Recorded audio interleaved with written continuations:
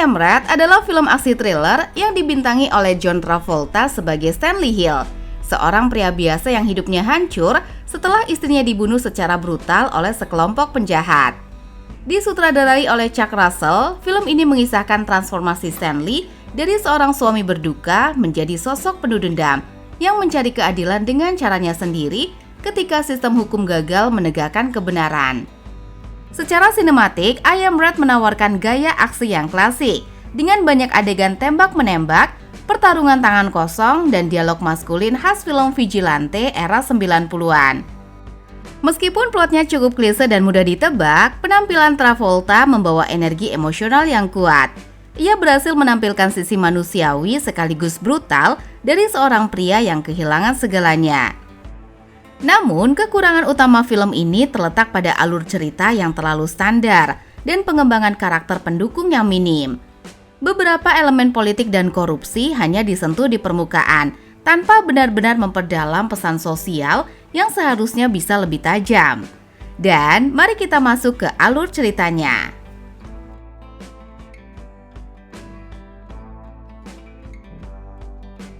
Berlatarkan di kota Columbus, Ohio, salah satu negara bagian di Amerika Serikat yang pada umumnya dikenal sebagai salah satu kota seni terbaik di dunia. Namun seiring dengan berjalannya waktu, nama baik kota ini pada akhirnya runtuh ketika tindakan kejahatan semakin hari semakin meningkat akibat kemunculan kelompok sindikat kejahatan, baik itu geng maupun preman, di mana mereka melakukan perampokan, pemerkosaan, dan juga pembunuhan, dan serangkaian kekerasan kepada warga sipil yang tentunya menjadi urban legend. Namun mirisnya, tindakan anarkis pada kolom kejahatan tersebut justru terlihat dipelihara dan dilestarikan tanpa adanya upaya dari pemerintah dalam mengatasi masalah yang sangat krusial seperti ini. Bahkan bukan hanya warga sipil saja yang menjadi korban, melainkan seorang anggota polisi juga tewas saat sedang bertugas. Sampai akhirnya terpilihlah seorang gubernur baru bernama John Masters, di mana beliau mengemukakan janji-janjinya kepada halayak publik dengan mengatakan bahwa dalam kurun waktu 4 tahun ke depan, masyarakat akan kembali merasakan kenyamanan dan kedamaian, tanpa lagi adanya kejahatan seperti yang terjadi dalam beberapa tahun terakhir. Di balik semua kontroversi sang gubernur, kisah film ini akan berpindah dan berfokus di sebuah bandara yang memperlihatkan seorang pria bernama Stanley Hill yang baru saja kembali dari wawancara kerja di sebuah pabrik di California. Beberapa saat kemudian, istrinya yang bernama Vivian datang menjemputnya, di mana diketahui Vivian adalah seorang wanita karir yang kebetulan bekerja sebagai auditor di kantor John sang gubernur. Namun baru saja mereka tiba di mobil, mereka melihat salah satu ban ternyata mengalami kebocoran. Di mana secara tidak langsung, insiden kecil tersebut adalah suatu pertanda yang buruk, yang mungkin tanpa mereka sadari bahwa malapetaka sedang mengincar mereka. Dan benar saja, muncullah seorang pria yang diduga adalah seorang preman, yang pada awalnya dia hanya berniat memalak mereka berdua dengan meminta sejumlah uang. Dan mereka menolak permintaan preman itu dengan memintanya untuk segera pergi. Namun sialnya, beberapa orang komplotannya tiba-tiba datang menyetrum Stanley tepat di bagian kepala, sementara sang preman dengan cepat melumpuhkan Vivian dengan tusukan pisau. Dalam keadaan sekarat dan berlumuran darah, Stanley dengan sekuat tenaga menyeret tubuhnya dan menghampiri Vivian. Kemudian mendekap erat tubuh sang istri yang tampak sudah tidak lagi merespon. Dan saat itu juga Stanley pun sadar bahwa sang istri telah tiada. Di hari itu juga Stanley segera melaporkan kejadian itu kepada seorang detektif kepolisian bernama Gibson. Namun di sana laporan Stanley kurang direspon dengan baik.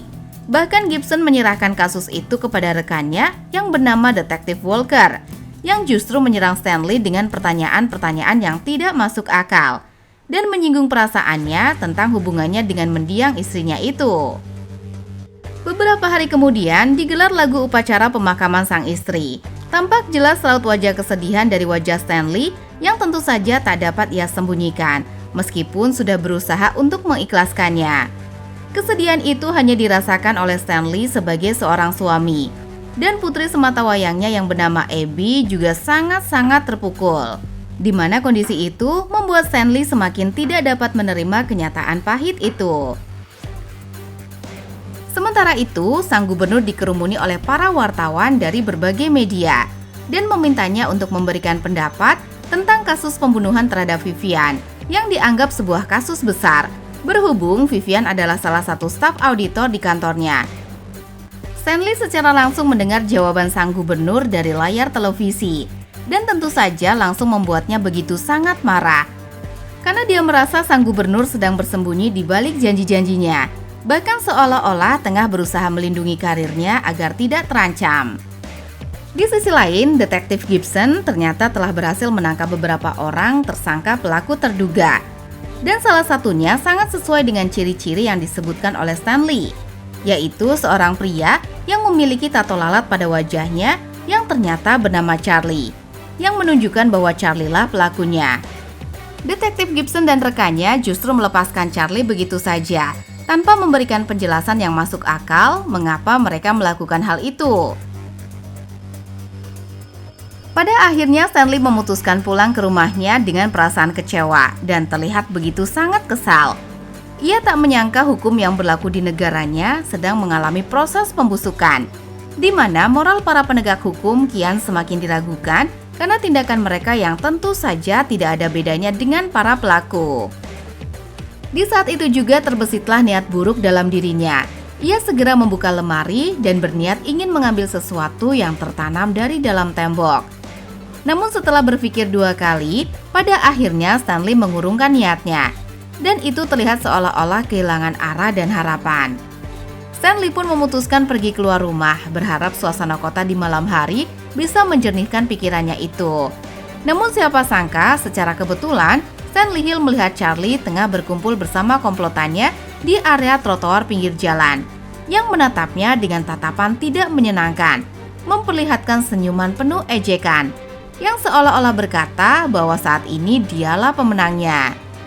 Niat Stanley pada awalnya sempat memutuskan untuk mengikhlaskan segalanya, namun pada akhirnya berubah menjadi sebuah luapan emosi layaknya sebatang besi panas yang dibakar oleh bara api. Tanpa pikir panjang, Stanley dengan cepat memutar balik arah mobilnya untuk kemudian pulang ke rumah. Hingga tiba di sana, ia tanpa ragu menghancurkan tembok yang ternyata di dalamnya terdapat barang-barang yang sudah lama terkubur dari masa lalunya. Dan terlihat terdapat sebuah kotak berisikan senjata dan juga beberapa identitas dari pekerjaan yang pernah digelutinya di masa lalu sebagai seorang anggota militer di pasukan khusus.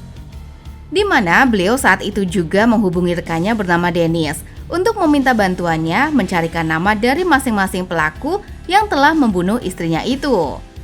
Menyadari bahwa saat ini pihak berwenang tidak lagi bisa diandalkan, akhirnya Stanley nekat menegakkan keadilan untuk dirinya sendiri, di mana dia meminta Dennis agar ikut membantunya sekaligus mengulang kembali momen kebersamaan mereka dulu saat bergabung dalam satu tim di komando pasukan khusus.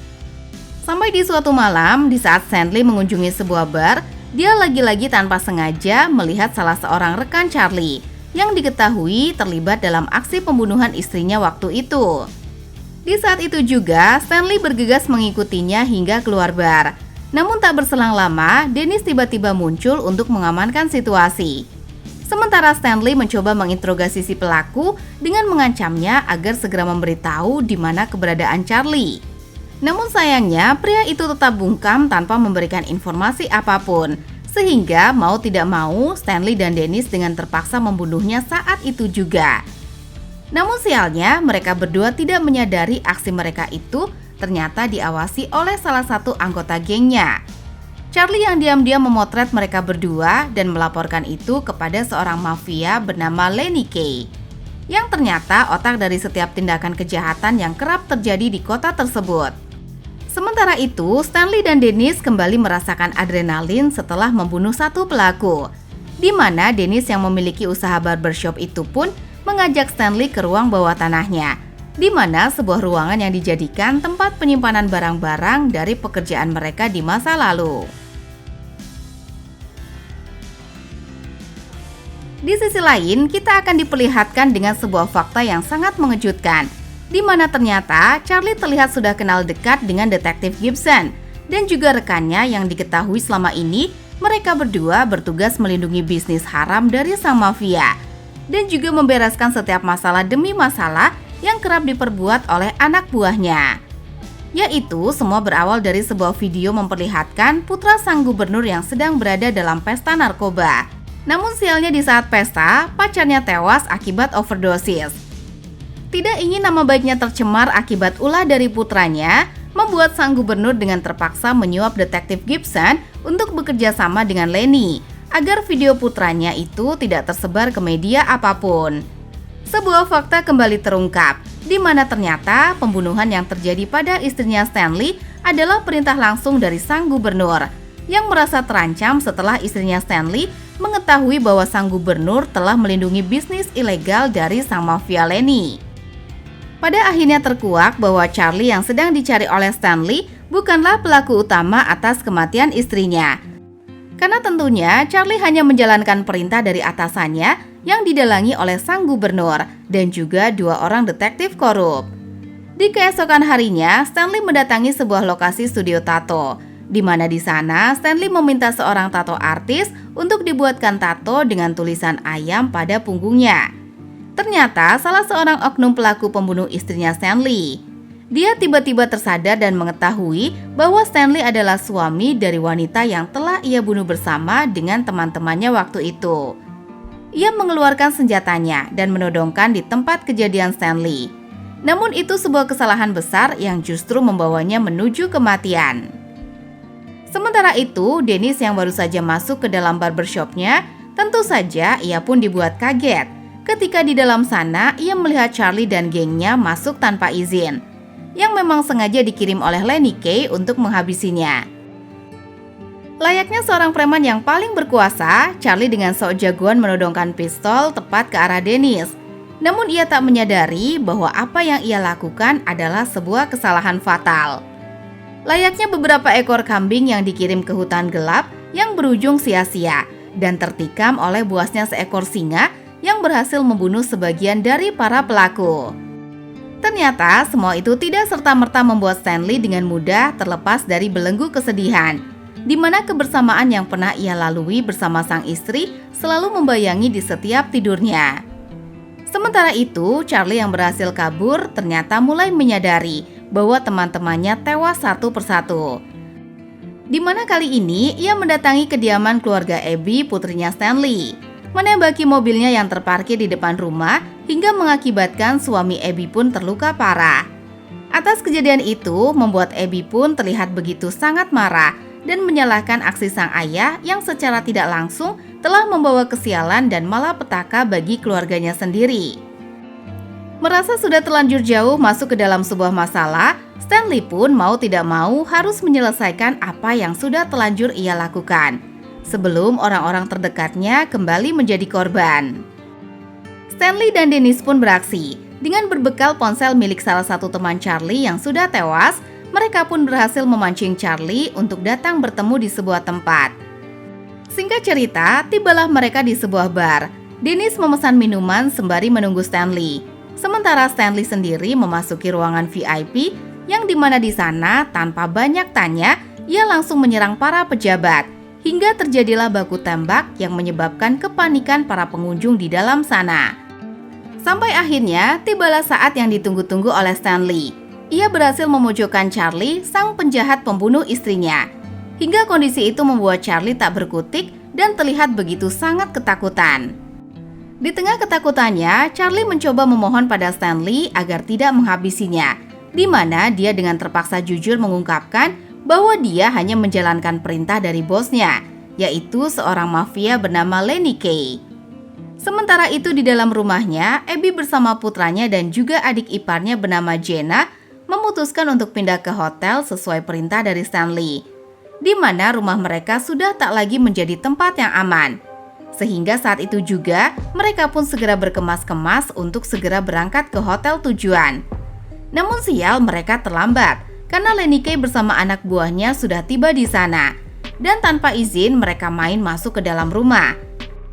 Saat Jenna membuka pintu masuk untuk mengambil ponselnya yang tertinggal di dapur, ia justru nekat melakukan kesalahan besar dengan mengambil sebilah pisau lalu menikam anak buahnya dari belakang. hingga merasakan ada keganjilan dari pesan teks yang dikirim oleh Abby dan khawatir, dan saat itu juga berangkat menuju ke rumahnya dan menyempatkan diri memberitahu Dennis untuk segera menyusul ke sana.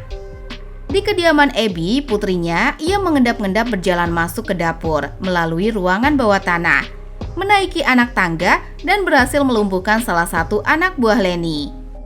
Namun sial, ia meletakkan senjatanya. Hingga di tengah ancaman, Stanley yang tak dapat berbuat apa-apa, tiba-tiba dari arah jendela, sebuah lesatan peluru yang dilepaskan Dennis menghentikan Lenny Kay. Setelah berhasil melumpuhkan Lenny, dia memaksanya untuk memberitahu siapa dalang di balik kematian istrinya. Sembari tertawa-tawa, Lenny mengatakan bahwa bukanlah dia pelakunya, melainkan adalah sang gubernur.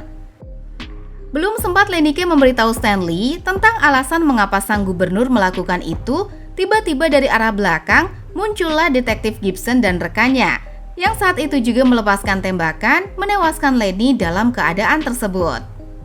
Stanley lagi-lagi kembali terselamatkan, di mana Dennis tiba-tiba muncul dan berhasil melumpuhkan rekannya Gibson, yang membuat Gibson terpaksa harus menyerah dan menuruti semua keinginannya. Stanley pun meminta untuk membawanya pergi menemui sang gubernur, di mana setibanya mereka di sana, Stanley langsung saja memukulinya hingga pingsan. Dan ketika tersadar dari pingsannya, Gibson melihat toko bensin mobilnya sudah dalam keadaan terbuka, di mana di waktu yang bersamaan, rekan yang sudah tadi berada di dalam bagasi mobil tersebut, saat itu juga berhasil keluar dari sana.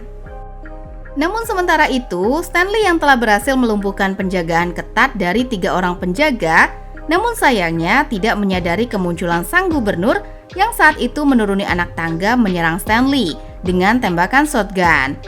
Setelah memastikan sang penguasa tewas bersimbah darah, bersama dengan itu muncullah polisi mengepung tempat tersebut, meminta Stanley untuk segera menyerahkan diri. Namun sial, baru saja Stanley keluar membuka pintu untuk menyerahkan diri, tiba-tiba satuan penembak menghujaninya dengan tembakan secara bertubi-tubi. Beruntung Stanley sudah mengantisipasi segala kemungkinan yang terjadi, di mana tembakan itu ternyata hanya menembus rompi anti peluru yang ia gunakan. Di mana saat itu juga Stanley dibawa ke rumah sakit untuk dilakukan pertolongan. Singkat cerita, di keesokan harinya, berlokasi di rumah sakit tempat Stanley dirawat, Abby bersama suaminya datang ke sana untuk mengunjungi Stanley, menemui seorang dokter untuk meminta izin menemui sang ayah. Namun petugas polisi yang sedang berjaga melarang Abby untuk menjenguk ayahnya itu dengan alasan jam besuk sudah berakhir, dan meminta Abby agar sebaiknya datang kembali di keesokan harinya. Namun dia tidak terima dengan alasan sang petugas. Saat itu juga dia bersikeras dan memaksa masuk ke dalam ruangan ayahnya dan memeluk sang ayah, meskipun pada akhirnya disuruh segera keluar dari sana. Tak lama setelah kepergian Abby dan suaminya, terlihat 2 orang petugas datang untuk menggantikan 2 petugas jaga sebelumnya. Namun siapa sangka, salah seorang petugas yang datang tersebut adalah rekan dari detektif Gibson, yang ternyata selamat dari insiden ledakan mobil. Di mana saat itu juga ia menghampiri Stanley yang terbaring berniat untuk menghabisinya. Dan film pun berakhir. Salah satu hal yang bisa diambil dari I Am Red adalah kritik terhadap sistem hukum dan pemerintahan yang korup. Film ini menyoroti bagaimana hukum seringkali berpihak pada mereka yang memiliki kekuasaan atau uang. Polisi dan pejabat pemerintahan dalam cerita digambarkan lebih peduli pada citra dan keuntungan pribadi daripada menegakkan keadilan. Stanley akhirnya sadar bahwa keadilan formal hanya ilusi, dan ia harus bertindak sendiri untuk menegakkan kebenaran. Ini menjadi refleksi keras bagi masyarakat modern tentang pentingnya integritas dan tanggung jawab moral dalam menjalankan hukum. Selain itu, film ini juga menyinggung tema kehilangan dan transformasi manusia akibat trauma. Stanley bukanlah seorang pembunuh atau tentara bayaran. Ia hanyalah pria biasa. Namun kehilangan istrinya yang tak bersalah memicu sisi gelap dalam dirinya. Film ini menunjukkan bagaimana kesedihan yang mendalam bisa berubah menjadi amarah dan dorongan untuk membalas dendam. Dari perspektif psikologis, I Am Red menampilkan bagaimana manusia bisa kehilangan kendali atas moralitas ketika dihadapkan pada rasa sakit yang ekstrim. Stanley menjadi simbol dari jiwa manusia yang hancur, yang berusaha mengisi kekosongan hatinya dengan kekerasan.